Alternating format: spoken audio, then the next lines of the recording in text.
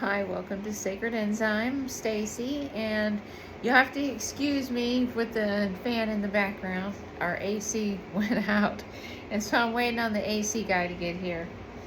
I wanted to share a lot of information that I've just came up with over the past few weeks. I haven't been doing many videos because I've been reading a lot of books and studying, and I've been checking a few places out too, along the way with the studying that I've been doing, so I can document it and share it, because you got to have proof. If you're going to stand here or sit here and you're going to spout all of these crazy theories out, right, that Florida is part of Atlantis, then you got to have some proof, right? So I'm bringing the proof. So what I want to share is, if you go back and look at my shorts from when I was in St. Pete, Florida, there was a building that had all of these, I don't know, they're like photographs, but they're done in the stone. So it's like an image, a three-dimensional image, a profile picture, side profile picture of all of these different men that were on the side of the building in downtown St. Pete, right by the post office. And that was like a light bulb coming on my head, because I was thinking, all right, wait a minute, how is it that these people's faces are depicted on the side of this building? What is up with this? And this was like no small building. This was a freaking skyscraper. And at the top, almost to the very top where the tower is, right? Because everything has a tower. At the top of this tower, there was literally like one depiction at the top. And I was like, that has to be the king. That had to be the king at the time that the building was built.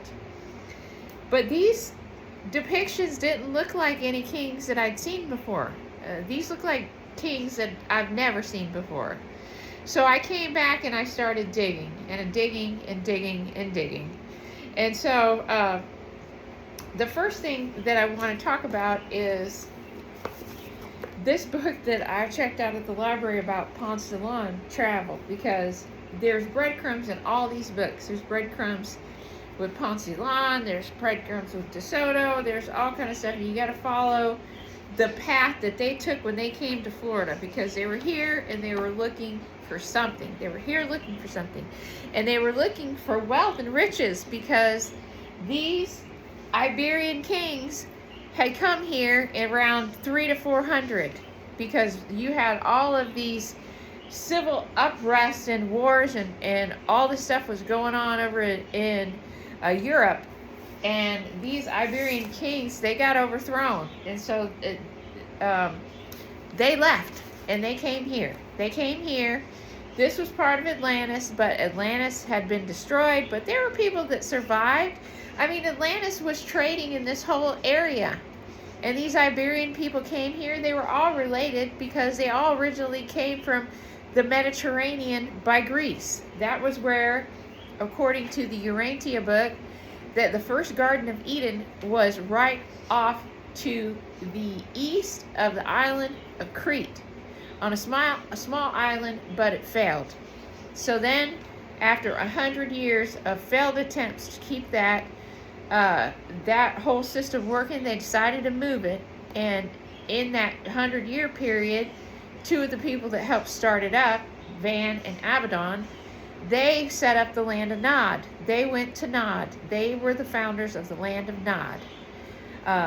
Was it Noah or Abraham? One of them went and got a wife from the land of Nod. I have to go back and look. It'll come to me afterwards. But anyway, so Adam and Eve were born right by the island of Crete in the human physical form.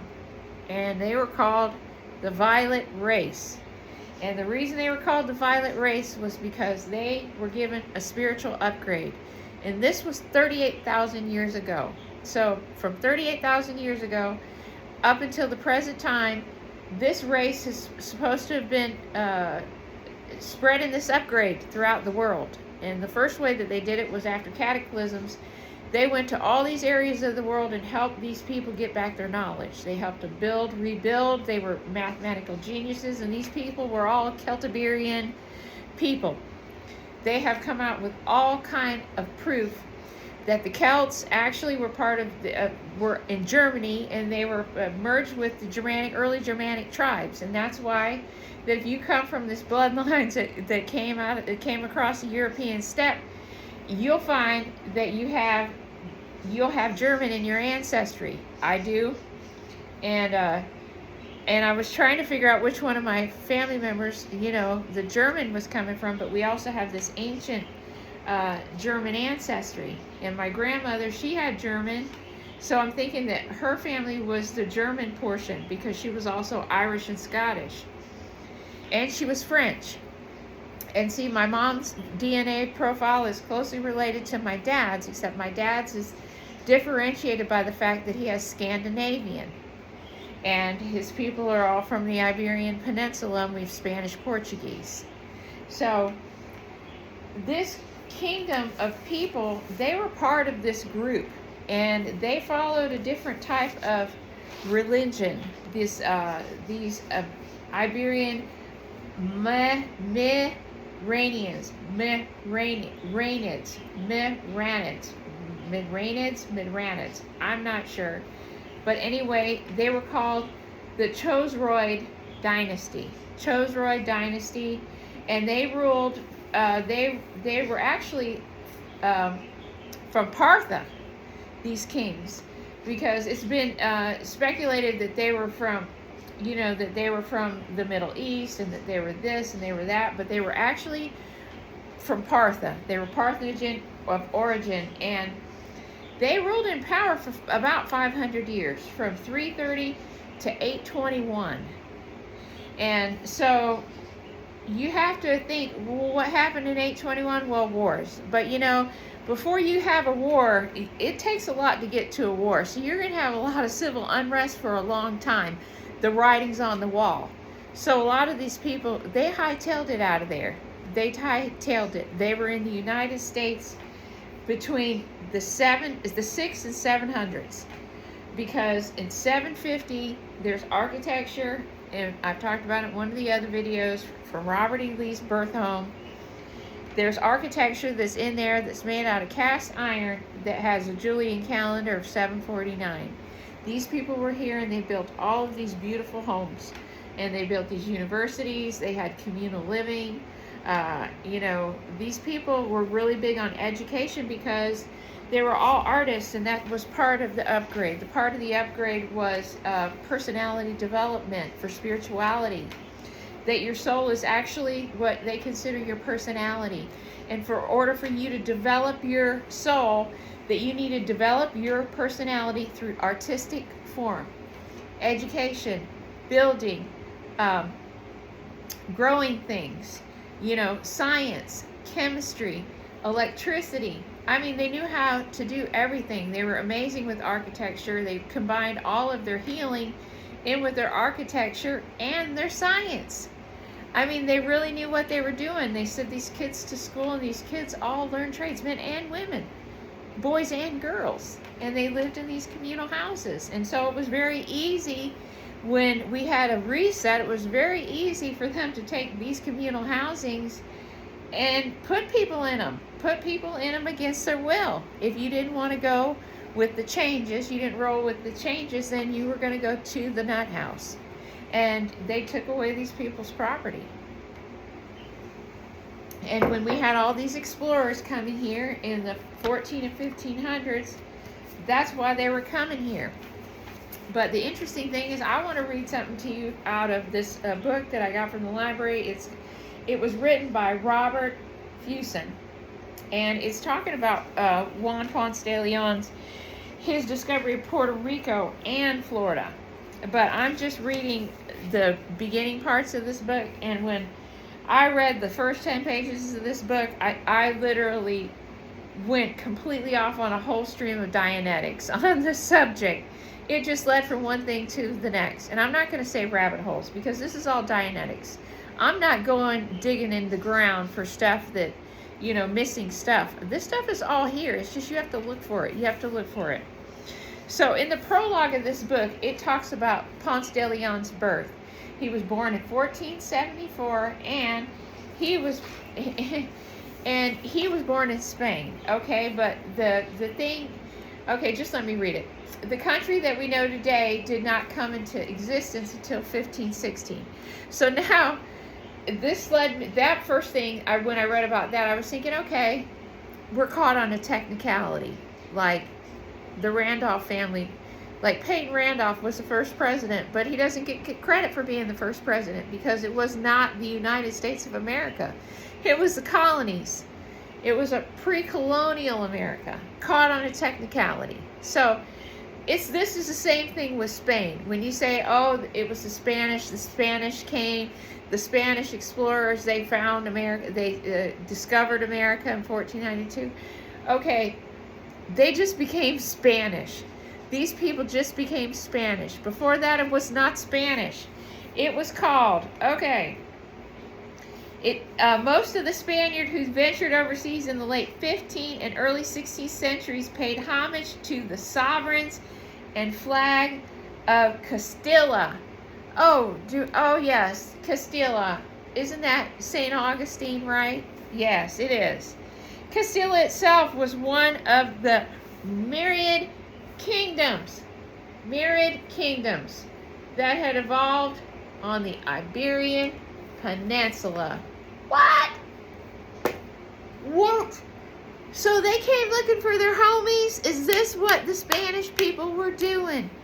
They came looking for their people because Spain just took over their country. And all their people had fled when their kingdom was taken over in 821. That was in Iran. These Iranian kings, they were part of this whole settlement in the United States. They were part of this whole Atlantis thing, this whole culture here. This is why we have all of these buildings that confuse you so much. You see stuff that looks Moorish, like you see these dome tops on these buildings. They're Muslim inspired, but they're also Celtic inspired because they're covered with aluminum and they're covered with bronze and brass, and we have brass bells. And so we know that these Iberian people, they were metal urchins and they were top notch. I mean, they made jewelry, like unbelievable jewelry. But the other thing that was interesting is that it was like 2,500 years ago that they found an archaeological dig, and actually there were two archaeological digs that I want to talk about. I want to talk about in Glossburg, Germany, is the oldest town in north of the Alps, and they've been doing archaeological dig there. And they have discovered through the whole thing that the archaeology and the remains are Celtic. Okay, and now not only that, but they're also saying that the Celts were the ones that invented the hippodrome. They invented the hippodrome. There was a hippodrome there. They had a hippodrome in Germany. It was built by the Celts. These Celts built the hippodromes all over the world. They were the builders of these. They were not Roman architects. They were not Greek architects, but they were Celts. But guess what? Most of these Greeks were Celts, because the Celts went there and came back. They came back to Iberia. When they came through, they had this kingdom, this Iranian kingdom, this Chosroid dynasty, right? And you know that the Celtic people, they spread their seed throughout, and they ended up in Iberia. And you have a whole group of people. You have the Scots, the Irish, the Moors. You have this Northern African group of people. That's how you have the Moorish people. That's how you have Black Irish. That's how you get the darker melanin that's in with this group. Because all these people, they all came together. They all came together, formed one culture. As these original Celtic, Germanic Celtic people, they made their way through, and they became master artisans, and they've been around for thousands and thousands of years. It's just in a long past, People used to burn up their bodies. They didn't bury their dead. This is a new thing that started happening, was this dead burial. And maybe that's because they started making stuff and staying in one spot. Otherwise, they'd just burn them.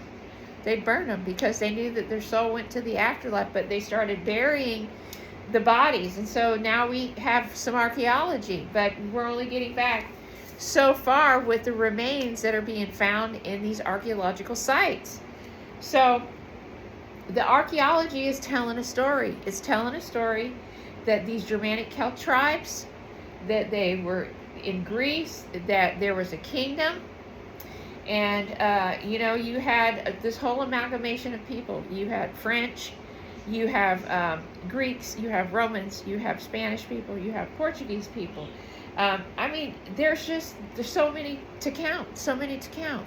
They all settled in Iberia. Oh yeah, you have the Tartarian people, the Basque people. Those Basque people were actually the earliest of these Celt people. That's why they still have the genetic abnormality that is on their number 2 chromosome. And that's a whole nother video that I want to talk about these discoveries that have just come up. They're just, all kind of stuff is being published right now about the vagal nerve system, which I think is incredible. That I've been doing all this research on the vagal nerve because both my brothers passed away, and some of this information that I've been getting and I've been researching to have confirmation on has been given to me in my sleep. These health problems were told to me by my sibling in my dream. Otherwise, I would have never even known to look at all this stuff. Seriously, it's insane. So, these people were here. They were here. There's a lot of Greek influence that's still left in Florida because Atlantis was already set up. We had these Iberian people here. We have, and funny is Lake Wales, Florida, if you look it up, their high school, they're the Highlanders. All the people on the football team, they wear orange and black. Orange and black's always been our colors. We have a band of bagpipe players. My best friend used to play bagpipes. She was one of the Scottish. We have Scottish dancers, and they play the bagpipes, and we're called Lake Wales Highlanders. The Highlanders. They didn't just pull that out of the air. Oh, I think we'll just call ourselves the Highlanders. No, it was Iberia. Iberia was here, and the Scots-Irish were here, and the Scots-Irish people love to live in high places. You know why? Because they have self-memory of floods, and they like to be in the hills. They want to get to the highest point. Yes, the memory remembers. Just like my ancestor, Robert the Bruce, the family motto is, we have been. We have been. Yeah, we've been. We've learned along the way. Learn by burn. Learn by burn. So, back to this thing, it talks about the Castilia and that it evolved on the Iberian. Castilia itself was one of the myriad kingdoms that had evolved on the Iberian Peninsula. So the Iberian Peninsula kings, these were the same kings. These were the same Iberian kings that were, the Chotas were a dynasty. And so these princely kings, they were ruling in a different way. They had a completely different system than what we do now, nothing even close. And so I can understand that, yeah, they would probably want to reset this system and make it where, few could control all, So it says that the Iberian Peninsula is long and complex, extending back at least 3,000 years. The prehistory of the region covers an incredible span of time. Humanoids such as Homo neanderthalis, Neanderthal man, were present in Iberia as long as 200,000 years ago. And I already talked about that in that book about Iberia that I've been reading, is that they go back to prehistoric in Iberia. And so it's been a constant time of settlement in Iberia of humans from archaic times. And these people, they traversed Europe and everywhere else, because there were different times of cataclysms, and there was a whole shelf of land that ran all along the whole continent. And so they were just able to follow it. They just followed it along, and the Phoenicians were amazing sea people. And who were the sea peoples? Really, I mean, who were these sea peoples? Were these sea peoples these Germanic Celt tribes? Probably. And they probably just made up all kind of stuff about them. So they talk about the Phoenicians in here. They talk about them being the Basque people in here. But the part about the Basque people is interesting. It says that they don't know who the first metal workers were that came to Iberia. Okay, because right now it's kind of like they're saying that these first metal workers were Celts. And that's why a lot of these old world structures that we have, and especially like courthouses that haven't been completely taken apart, you'll see that the roofs are all metal.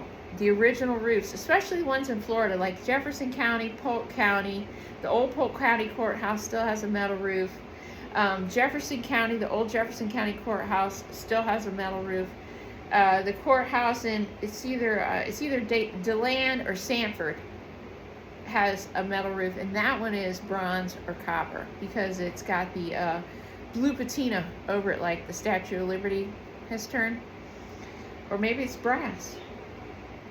Yeah, it could be. It might be brass.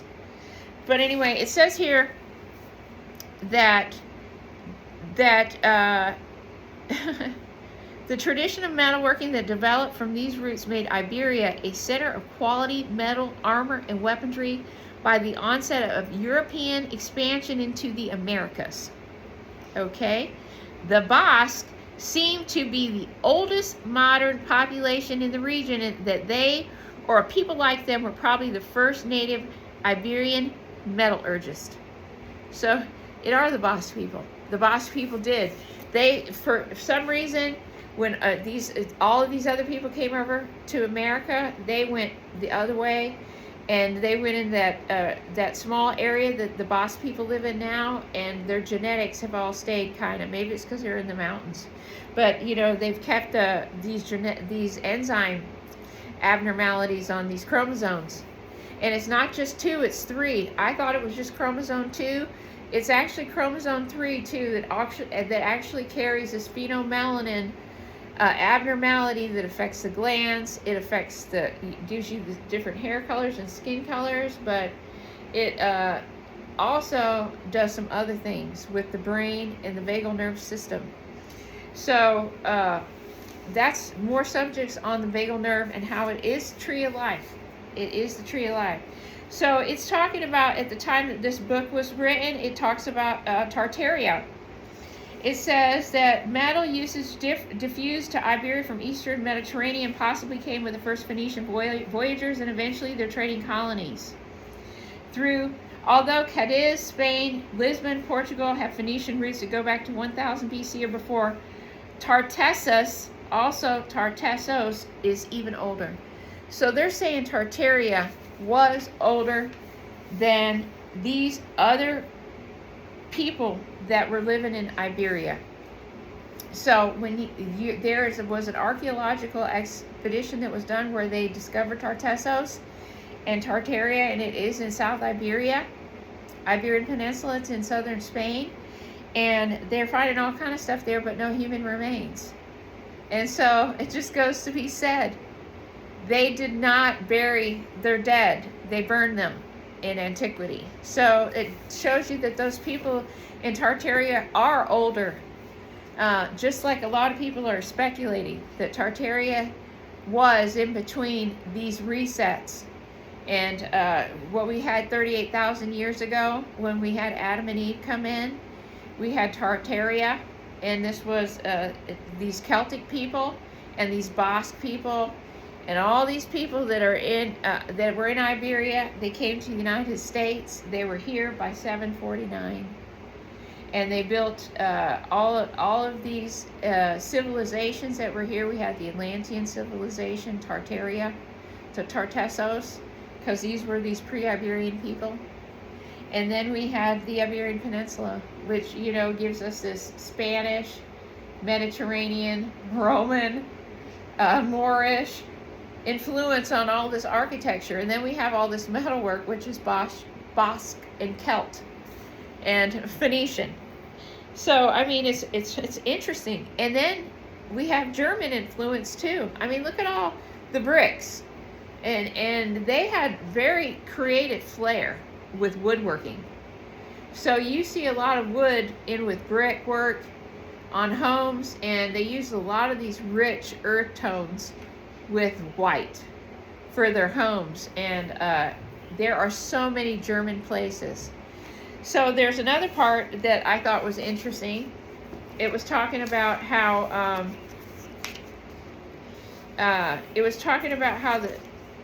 okay, I just completely lost my train of thought. But it was talking about how in these early times that there was some cities, and some of these Greek cities are still hanging around here in Florida. And these cities also tie in with Greek gods. You've got saints, and then you've got St. Augustine.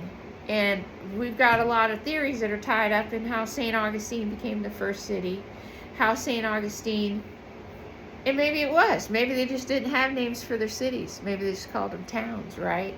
Maybe that's another technicality on St. Augustine, because there's a lot of older places in St. Augustine, right?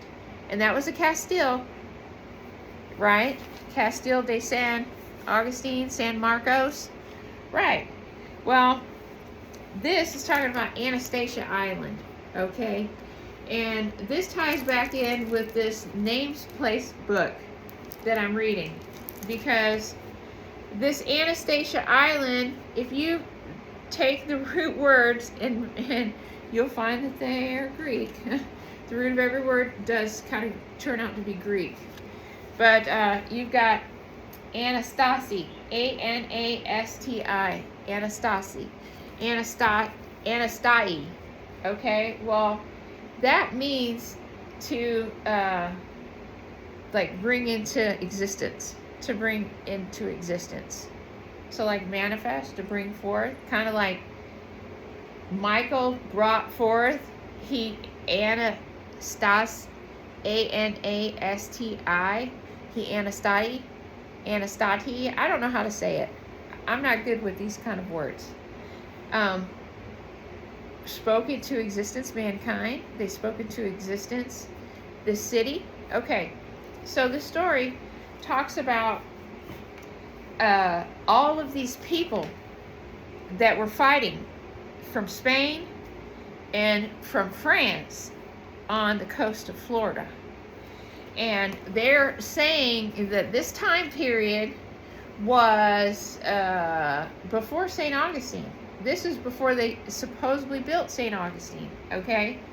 So it says that in 1562, a French explorer named Jean Ribaud landed somewhere near Amelia Island, and he met Timucucan chief. And so this Native American and this French explorer, they hit it off. And from the way that they speak, that these Native American people were kind and caring, nice people. So, were these Native American people just Iberian people? Were they Tartessos? Were they Tartaria? Seriously. Look at how flamboyant the Native Americans were dressed. And they were no dumb sticks either. I mean, come on, look at the way they were organized at the groups. I mean, the organization, they had a democratic system. They took care of everybody. They looked after. They were in tribes. They held everybody accountable. You had one person that was in control of the clan. You had this clan type democracy. And that's what used to be the way it was set up. You had a clan type democracy. That's the way that the Celt people did it. And they also had a completely different way of dealing with people that committed crimes. Their penal system was different. They made people perform or pay retribution. You had to do restitution. Instead of going and just sitting in the jail, I mean, they should make people have restitution now. Restitution would be a great way to reform. And, you know, but having prisons is a great money-making venture, right? And the more people we get in prison, the more money the prisons make. So King Philip II was the king of Spain, and he had heard that the French had established Fort Caroline, and they called it La Florida. They didn't call it Florida. They called it La Florida. And he was mad because these were Huguenots. These were Huguenots. And of course, you know, these people could have been here a long time because we had the Muslim conquest coming in the 600s. So these French people could have already been here. And they could have came with the Iberians. And then people were coming back looking for them. This is why these other French people were coming. They're trying to get the hell out of Dodge. You know, you had the Belgian people that were coming here too. This is why Bach Tower was built. Bach Tower was built by Edward Bach. He came from Belgium. He said that he built the tower because he wanted people to have a place to see all the love and appreciation he had for the opportunities that he got here in this country. And I also think he was from the Golden Serpent too. I think he was from, I think that he was one of these ancestors that came here. But what they were talking about, that the coastline here, they had French Huguenots here, that they had the Spanish people here, and that they were fighting over the coast, and that St. Augustine, that was the biggest thing, was the fight was over St. Augustine, because the Pope considered this place sacred. So what was so sacred about it? What was so sacred about Florida? So I have so much more that I'm going to go into, but I'm going to stop this one and I'm going to make a part 2 so they don't get too long and people don't get lost in all of the nonsense. And I'm just kind of doing this, I'm just doing this on the fly. So we're just doing real stuff here. So I'm going to end this video. I'm going to come back and start the part 2. We're going to go into more about how these Florida place names, how this island, how this Erie, Florida stories, where we've got the slaughter at Fort Matanzas,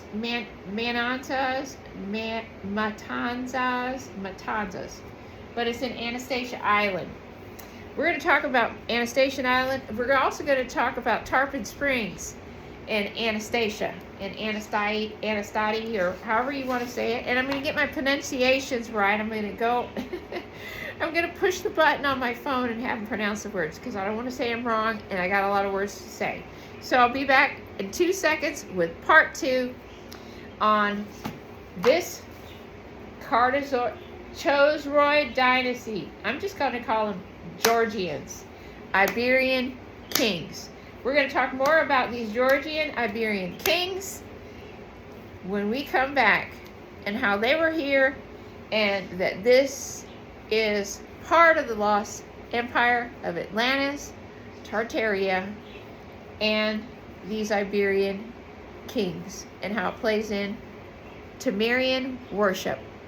See you on the next one, part 2. Thanks for watching Sacred Enzyme.